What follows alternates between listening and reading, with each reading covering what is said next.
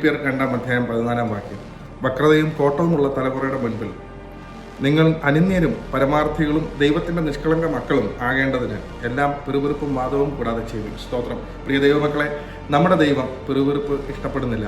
നമുക്ക് വചനത്തിൽ കാണാനായി സാധിക്കും, ഇസ്രായേൽ മക്കൾ മിസ്രൈമിൽ നിന്നും മോശ കൊണ്ടുവരുമ്പോൾ ദൈവം അവരുടെ ജീവിതത്തിൽ സ്തോത്രം ചെയ്ത വൻ കാര്യങ്ങളെ മറന്നുകൊണ്ട് അവർ ദൈവത്തോട് പിറുപിറുത്തു. അവരുടെ ജീവിതത്തിൽ വൻ പരാജയം സംഭവിക്കാൻ ഇടയായിത്തീർന്നു. വാഗ്ദത്ത ദേശം ദൈവം പറഞ്ഞുവെങ്കിൽ പോലും ദൈവത്തിന്റെ ഇഷ്ടക്കേട് കൊണ്ട് സ്തോത്രം അവർക്ക് ആ വാഗ്ദത്ത ദേശം ലഭിക്കാൻ ഇടയായിത്തീർന്നില്ല. നമ്മുടെ ജീവിതാനുഭവം ഈ ബൈബിൾ റെഫറൻസുമായിട്ട് വളരെയധികം സ്തോത്രം ടാലിയായി നിൽക്കുകയാണ്. വക്രതയും കോട്ടവുമുള്ള തലമുറയുടെ മുൻപിൽ നാം ഓരോരുത്തരും അല്ലെങ്കിൽ നമ്മുടെ പ്രിയപ്പെട്ടവർ നിന്ദിതരായി തീരാതിരിക്കാൻ കർത്താവ് പറഞ്ഞിരിക്കുന്നതിനെ പൂർണ്ണ ഹൃദയത്തോടുകൂടി നിഷ്കളങ്കതയോടുകൂടി സ്തോത്രം ചെയ്യൂ.